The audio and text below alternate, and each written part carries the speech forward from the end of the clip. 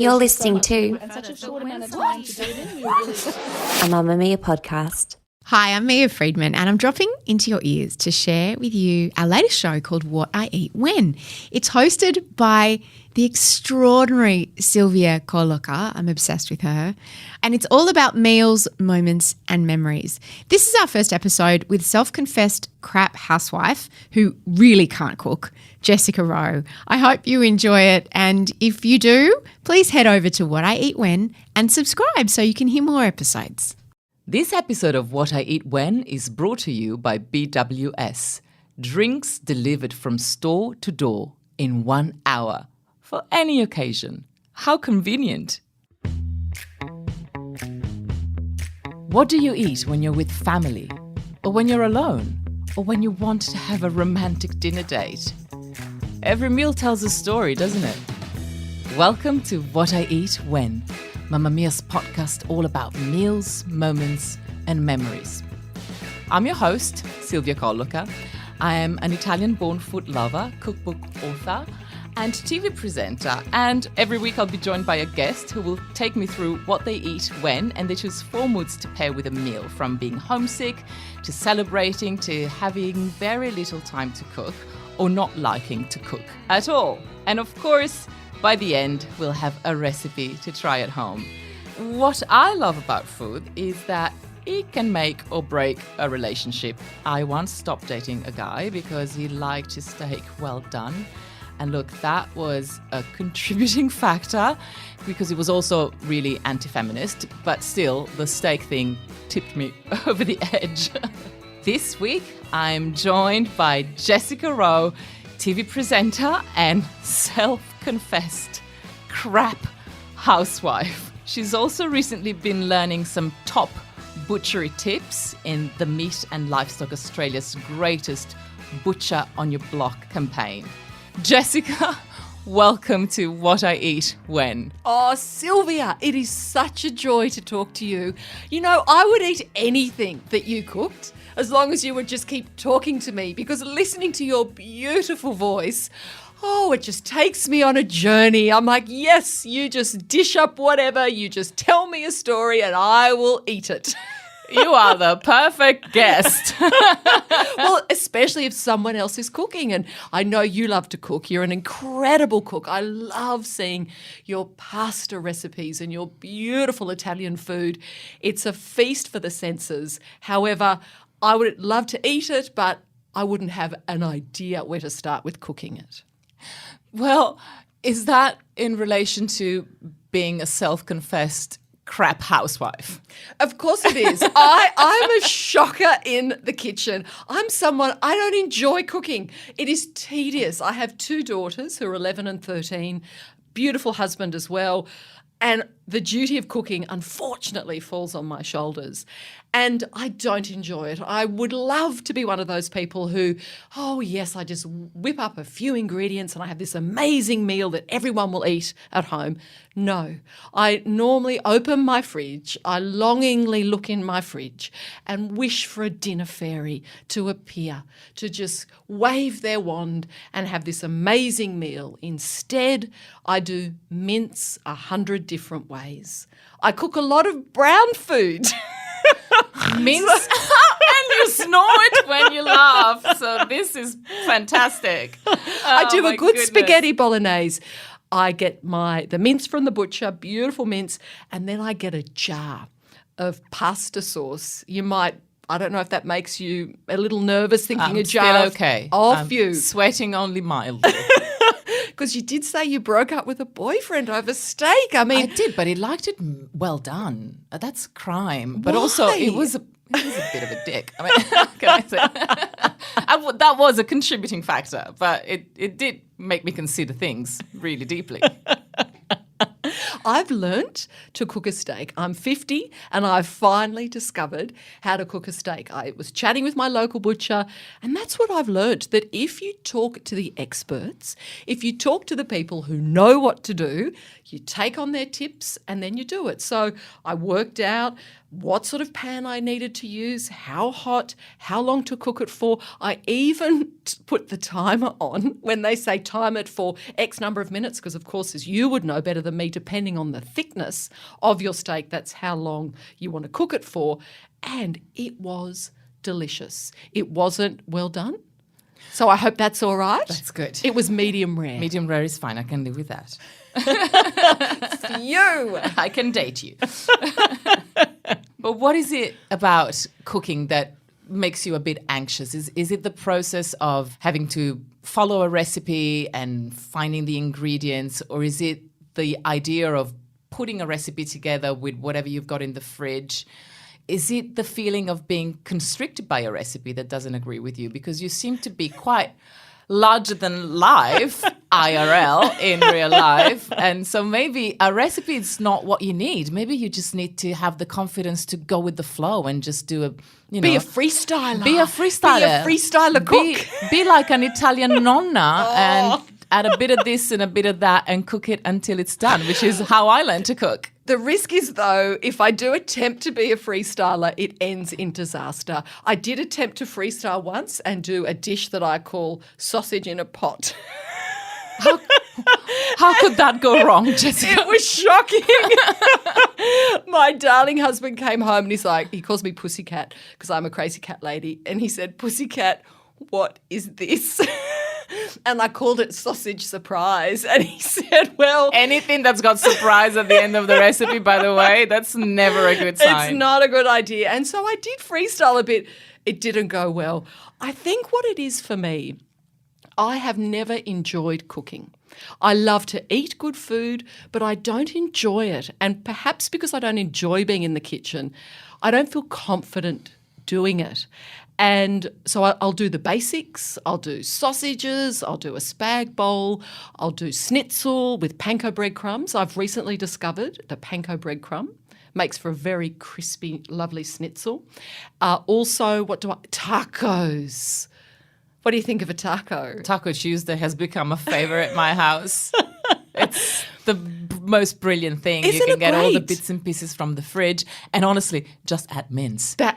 See, that's music to my ears. Just add mince. The other thing I do with my cooking, and because I try and do things that bring me joy, that make me laugh, now more than ever, I think we need to see the light side in life, is I like to wear a hat to match my meal. But I'm struggling to find a spaghetti bolognese hat. So I have a chicken hat that I'll wear when I cook a roast chook. I also have a pizza hat that I'll wear when we get takeaway pizza. Is it shaped like a pizza? Yeah, or of course does it is. It's shaped like a pizza. It's a pizza. It's like a Where pizza. do you find them? I discovered this crazy party shop in Mascot in Sydney. And I drove past one day. My sister was in the car and she's looking at me because she knows me so well. She's like, no. I'm like, yes. We have to go into that She shop. tried to stop you. She tried to stop me and I was in heaven. So I bought myself a roast chook hat, the pizza hat, a hamburger hat. Oh. I love the hamburger hat. But I am after a spaghetti bolognese hat and a nachos hat as well. Okay, listeners, if you are following this conversation, please give us a tip. If you know where Jessica can find a spaghetti bolognese hat and a sausage roll hat. No, a nachos hat. But also a sausage roll hat would be nice. I would love a sausage roll hat. Any food items hat, and if you could give us leads, please shoot us an email. It would be highly appreciated. Because I think that already creates a distraction in the kitchen. So we can do sausage surprise as long as you wear the hat. And that exactly any type of diversion from the food. But also, my feeling is because you said the responsibility of cooking the meals falls on you. Then I'm sorry, but anything you put on the table is whatever everybody's getting. It doesn't matter what it is. If you've cooked it, you've done it with love. Always and with love. a bit of sense of humour. Oh, with a lot of sense of humour. Even though my daughters roll their eyes like, oh, Mum, you are so embarrassing. Get that hat off. I know that they're laughing and quietly enjoying it. But the main thing is I'm enjoying it. And I think that is the key to anything you do in life. You've got to see the lighter side. You've got to laugh at things. I agree. Well, on this, I'm going to ask you this question. If you were a food item or an ingredient, what would you be and why? I'd be fairy bread. Oh my God, I like this so much. Yes, you would be. I would be fairy bread because, I love fairies. I'm after a dinner fairy anyway, but hundreds and thousands. The colour, I think colour is so important. I love that they're rainbow colour. I love that it's white bread, which is soft and delicious. But I would use a Lurpak butter. Salted or unsalted? Oh, salted. Yes. You need that. You need Not that. too much, but I think you want that lovely, the Lurpak butter on the white bread, the sprinkles of hundreds and thousands, and that's what I'd like to And be. it's fun and it's comforting and it's delicious. And sweet. I do crave. I do have a sweet tooth. If I could live on sweets, that is my preferred way of existing. I think you'd find there's quite a following to that belief. You could start your own church. Or you know what? Another thing I could probably be, if I could, is a caramel slice. Ooh. I love caramel slice. Can you make it? I've tried. And Anna Polivu, who's an incredible dessert chef, she gave me a foolproof recipe. And I made her recipe and it was delicious. So good.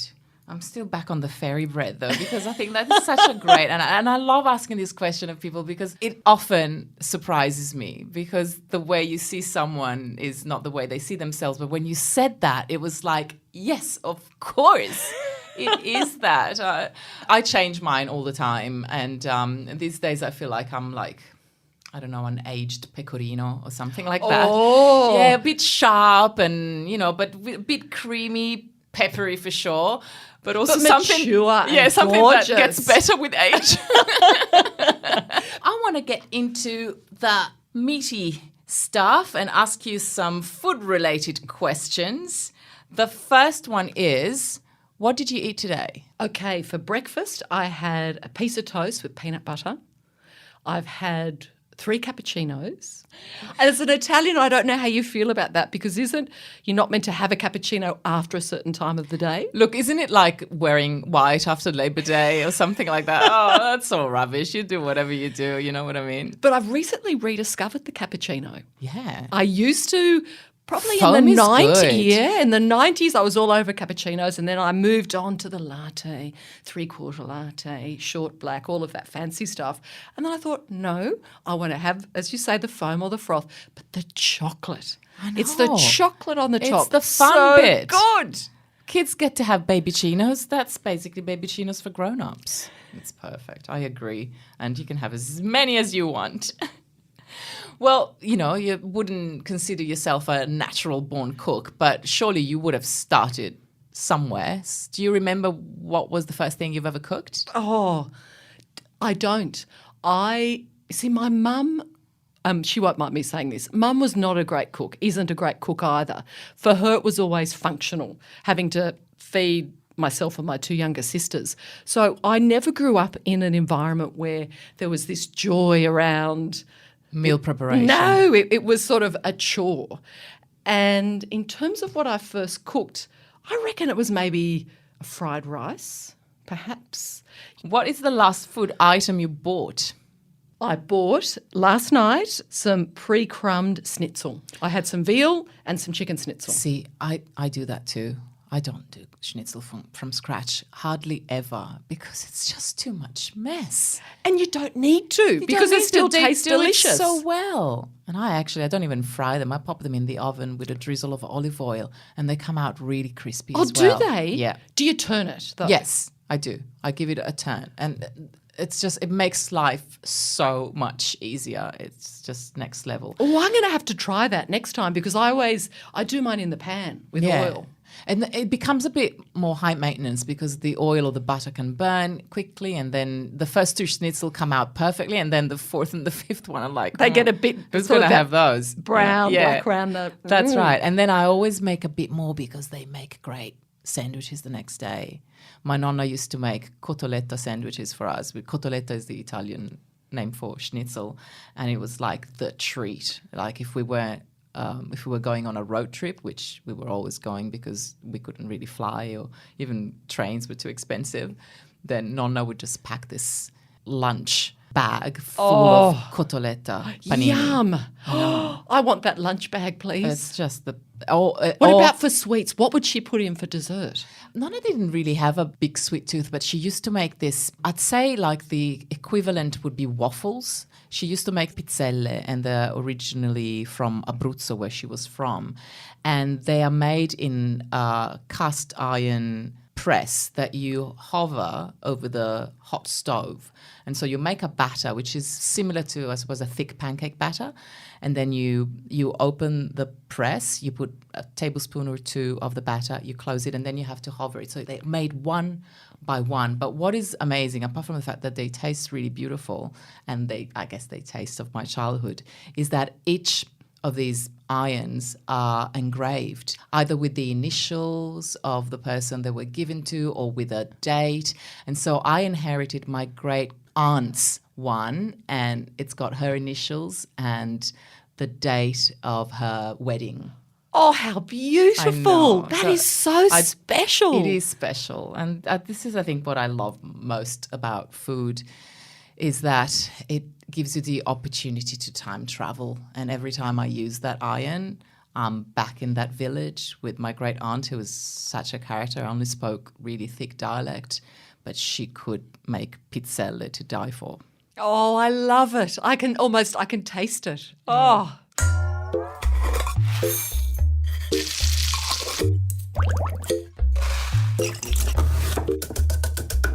I would like to know what you like to eat when, and you've chosen very specific moods to match the food that you crave.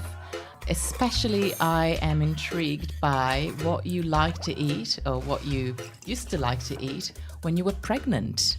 Oh, well, when I first fell pregnant, before that, I hadn't really eaten a lot of meat. I was a pseudo-vegetarian, if there is such a thing, because I would still eat sausages and bacon. So Sausage surprise. It's been with you all your life. It has. But apart from that, I didn't then eat a lot of red meat. And my husband, he took me out for dinner, and we were catching up with my brother-in-law and his wife, and we were going to tell them that I was pregnant. And it had been quite a rocky time because I'd gone through IVF, and it had been very difficult to have a baby. And so we were so thrilled to get to this magic sort of 12-week mark to share it with our family. So we went out to dinner, and I ordered crumbed lamb cutlets with mashed potato and gravy. And I remember my brother-in-law looking at me in this really, what is she doing? In the years I've known her, I've never seen her get stuck into red meat like that. And I ate it so quickly. I literally inhaled it because I was so hungry. And even before we got a chance to say, we've got some great news we want to share, he said to me, are you pregnant? And I laughed and cried at the same time and said, yes, I'm going to have a baby. Because he said, I knew that there was something up because I have never seen you, first of all, order red meat like that. I've never seen you eat it so quickly. Oh, and it was so delicious. So that I really craved the red meat when I was pregnant. And it continued. I love red meat. And do you have it well done or? Well, you medium rare. Good. I mean, when you're pregnant, of course, you have to have it more cooked, which is why I stopped eating it when I was pregnant because I couldn't handle it. And in fact, one of the first things I ate after I gave birth to all of my children was carpaccio, which is like raw meat. Sorry. I'm the worst. You were vegetarian. desperate for it. Yeah, totally. Well, when you're on holiday, do you like to cook, first of all? No. Great. I mean, hello. I don't like to cook when I'm not on holiday. So why would I think I'm on holiday? Hooray, I'm going to cook. No. But what do you like to eat when you're on holiday? Do you allow yourself to surrender to your cravings more liberally because you're on holiday?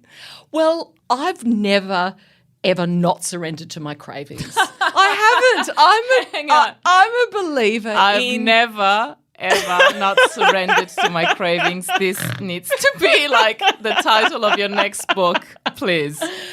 Because I think when you start to deprive yourself of beautiful food or food that you enjoy, then you set yourself up for a raft of other problems. You want to enjoy. And so I'm a big believer in, if you want to eat the chocolate or the sweet this or the chips or that, do it.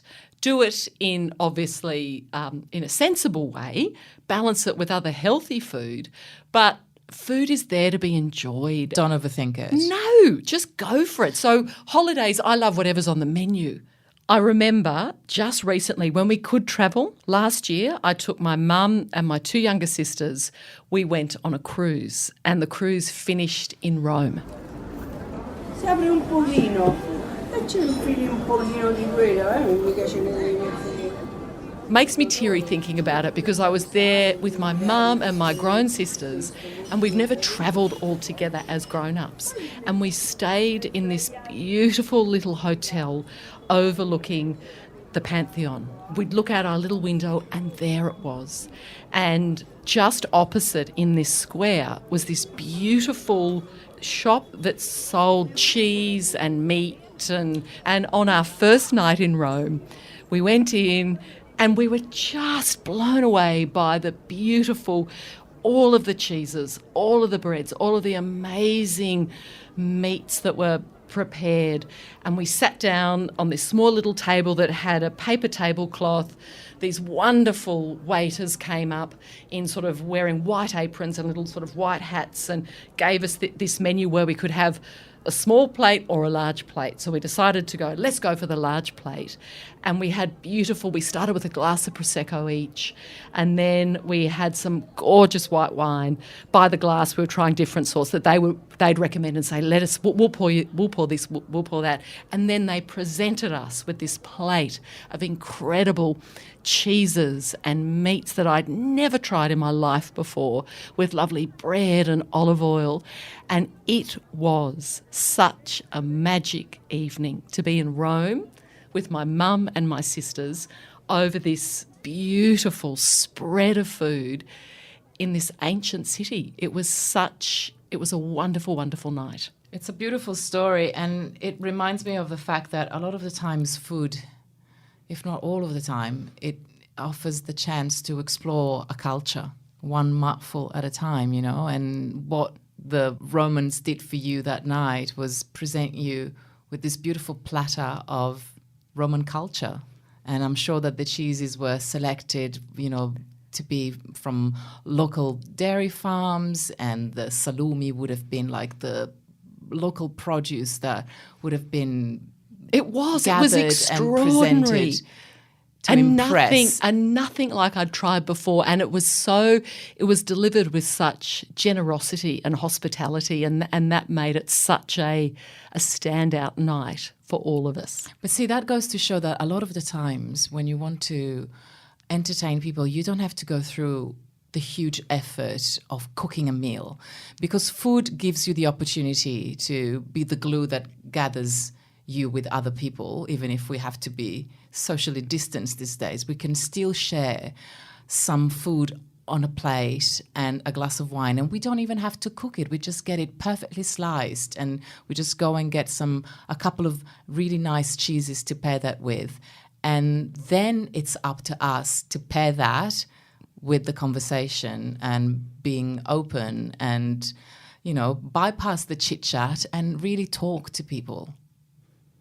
Absolutely, and it is so special. And I think as well, during that same trip, there was this amazing gelato place just round the corner, and every afternoon my mum and I would go together. I knew you were going to bring up gelato. Oh, you have to. And we'd sample these different flavours of gelato, and then we'd go back and we'd sit where we were staying. They had these little tables and chairs set out looking out into this beautiful piazza, and we just people watch and eat this amazing gelato. And then other days we'd walk past they weren't pizza shops per se, because they'd have other things in there, but they'd have those slabs of pizza in the window, and you go and select a slice. Pizza al trancio. Oh, yes. So delicious. And then beautiful sweet biscuits, and then you'd select, I'm going to try this one and this one. And all these places look incredibly unassuming. It is just about the food offering. And then you make what you want with it. You pack it up on a picnic, you just eat it on the spot, you take it home and you share it with your family. Then it's up to you. Oh, and it is so special. I cannot wait to go back there. And I remember, it makes me teary thinking about it, but I cried when we left Rome because it was such, to share it not only with my mum and my sisters, but to have these beautiful meals, to walk, to talk, to look at the history, but also look at where we were at in our lives. It was this really sweet spot, and all of that came together in such a special way. A moment of reckoning brought to you by Salame. That's it, the Salumeraria or whatever. Salumeria. Now, whether you like it or not, Christmas is already upon us. And so I know that you make a really good pavlova. I do. That is one thing I can make. Is that going to be on your table at Christmas? Absolutely, it will be on the table. That is one thing I can make. I've mastered the art of the pav. And I think it's because the mixer thing I've got, whatever you call that, it really beats up the egg whites to perfection. So I've perfected that art and also made sure that the eggs are at room temperature before I crack them in the bowl.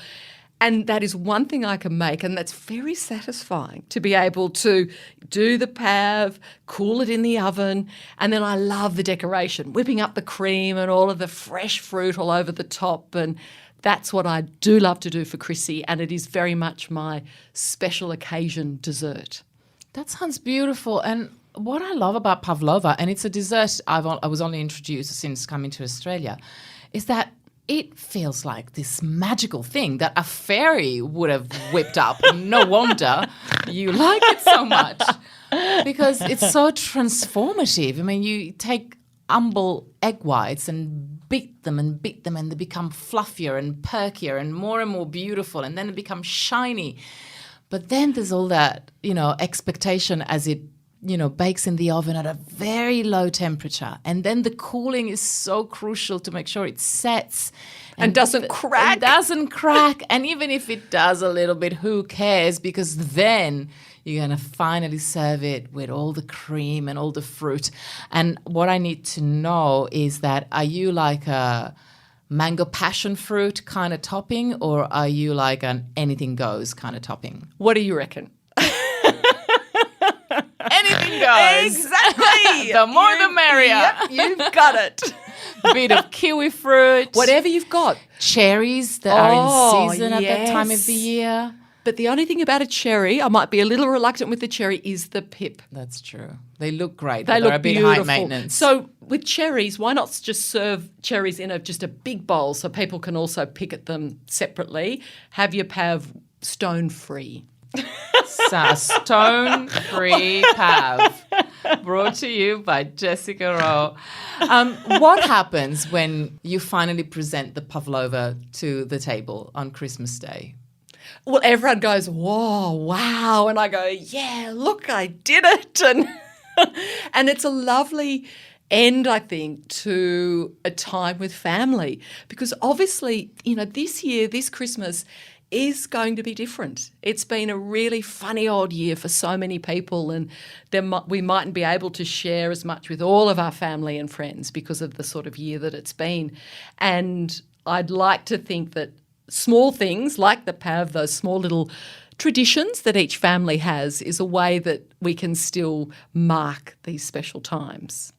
We'll be back after a message from our sponsor, BWS. If you want to make Jessica's delicious pavlova this Christmas, I recommend pairing it with the Code of Roses Rosé.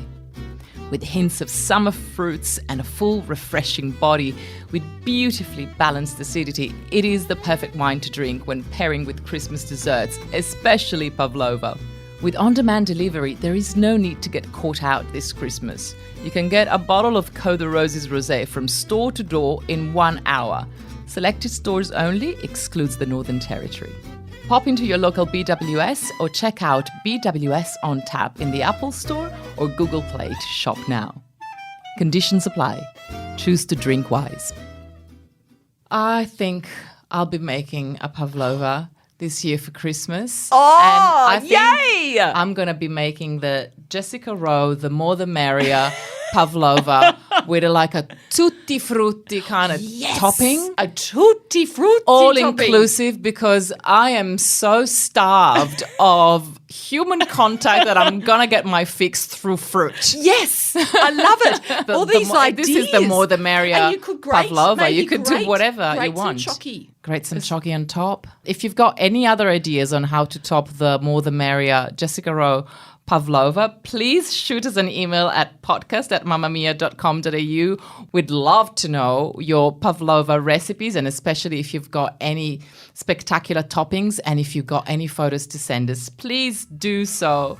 I am so happy that I got the opportunity to chat to you today. It's been so joyous, and I know your wish is to have a fairy that whips up a meal at the drop of a wand.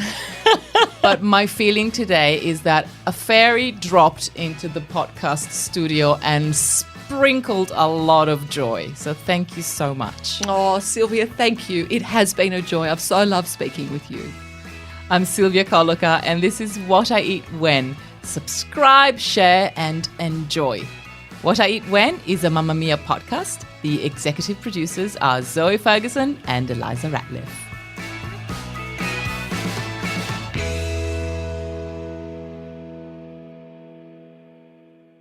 This episode of What I Eat When was brought to you by BWS. Drinks delivered from store to door in 1 hour for any occasion. How convenient.